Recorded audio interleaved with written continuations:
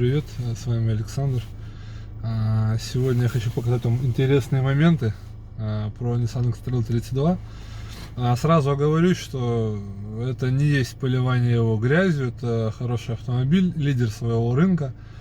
Но на одном из автомобилей в процессе поиска того, что в нем гремит, изучения форумов, опыта других людей, нашлось много интересных моментов, которые по какой-то причине Nissan не доделал, либо не хотел доделать, либо там устали разработчики, либо французы сидели ели макароны вместо того, чтобы заниматься этими вопросами. Потому что, ну, для никого не секрет, что много деталей в этом автомобиле фирмы Renault, то есть унификация. Сейчас я вам постараюсь показать все моменты, которые нам удалось обнаружить. Надеюсь, вам это пригодится. Пойдемте.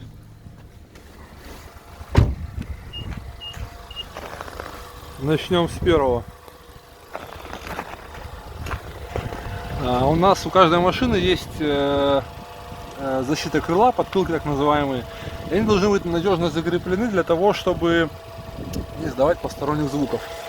С X-Trail у нас ситуация следующая. Крепление сверху, спереди присутствует, снизу нет. Соответственно, когда вы едете, вот этот подкрылочек под колесом машет вам крылом. Проверяем вторую сторону.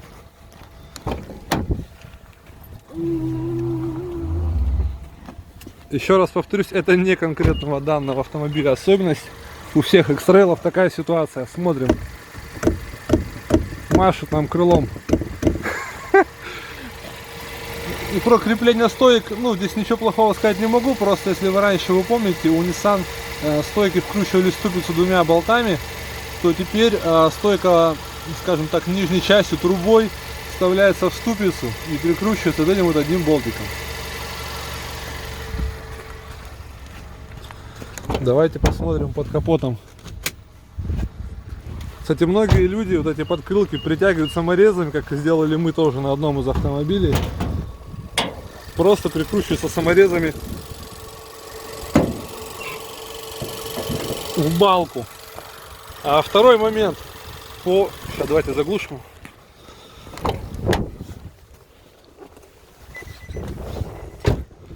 На форумах часто обсуждается тема, что направляющие радиатора часто ломаются, радиатор проваливается вниз и начинает греметь. Поэтому, если у вас какие-то посторонние звуки в X-Trail, проверьте этот момент тоже, может быть дело в нем. Из интересного, расширительные бачки раньше японцы также всегда надежно прикручивали в своих автомобилях, потому что в расширительном бачке, ну пускай там даже литр охлаждающей жидкости, то есть, ну, это все равно вес, который должен быть надежно закреплен. У Nissan следующая ситуация. Сзади вкручен один болтик, а передняя часть заходит в верхнюю часть лонжерона просто крючком.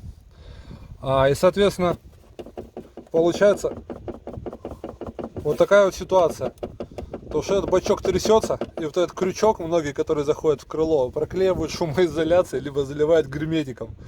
Ну, то есть, это вообще непомерная глупость, на мой взгляд, такой объем жидкости оставить прикрученным в дальнем углу, при том, что бачок пластиковый, на один болтик, который, ну, роли особо не играет. Если вы снимете этот бачок, вы обнаружите, что под ним еще есть ножка, на которой он стоит. Так эта ножка протирает краску до металла. То есть, если вы бачок снимете, у вас там в 90% случаев краски там не будет, она просто будет истерта до металла. Еще одна из особенностей. Кто сбивал грязь на X-Trail, ну, понятное дело, что зимой этого делать не стоит, так как бампер, ну, можно поломать брызговику, что пластик становится хрупкий. Даже если много постучать, видно, что бампер довольно сильно играет. Причина этого в том, что бампер снизу держится на вот такой жестяночке, которая спокойно гуляет влево-вправо. Сейчас, так как она притянута, она не сильно шевелится, но вот видно. К счастью, в этот момент посторонних звуков не издает. Ну, по салону, кстати, по шумоизоляции.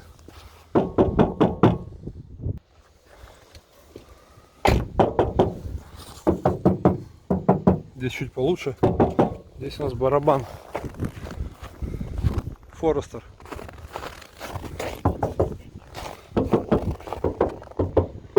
Слышно, звук более глухой. На X-Trail же у нас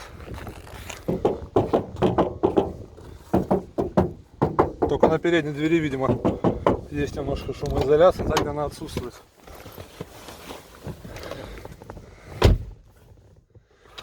Ну и такой заключительный момент, который хотелось бы отметить. Еще раз повторюсь, я не обсираю этот автомобиль, я просто показываю те недоработки, непонятные моменты, которые у меня вызывают недопонимание, и возможно они вам помогут как-то найти посторонние звуки в вашем автомобиле.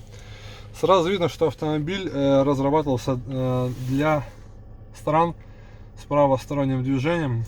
Почему? Потому что классически у японцев в блоке климат-контроля кнопка выключения климата находилась справа, со стороны водителя, а кнопка включения двойного климат-контроля слева. Ну, это логично, вы выключаете со стороны пассажира его регулировка температуры. Здесь так, но не совсем. Регулировка температуры пассажира находится слева,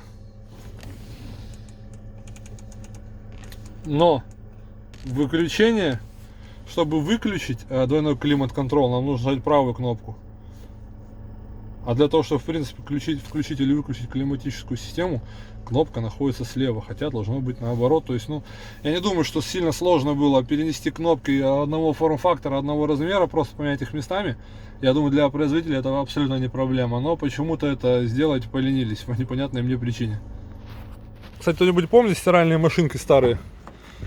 По ним, когда маленький был, подходишь, рукой по ней стукаешь, вот такой звук был. Слушайте. Блядь. Ну, короче, всем привет, кто там. Подъезжаешь такой к родителям, к девушке, там, к жене, к пацанам такой, я за 1,5 ляма тачку купил. Садись, садись, прокачу.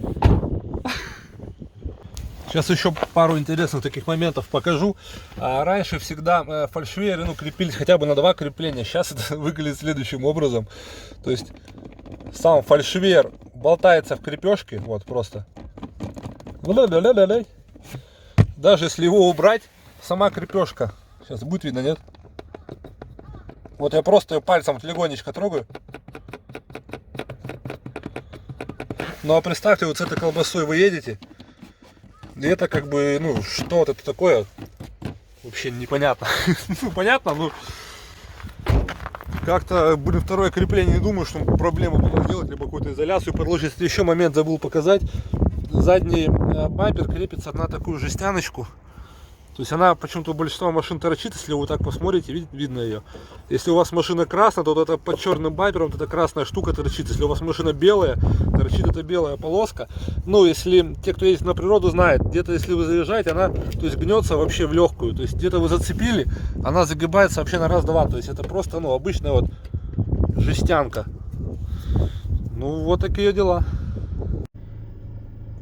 На этом это короткое видео заканчивается. Я надеюсь, эта информация была вам полезной и поможет вам в поиске посторонних звуков. А я с вами прощаюсь. Всем пока. Подписывайтесь, пишите комментарии.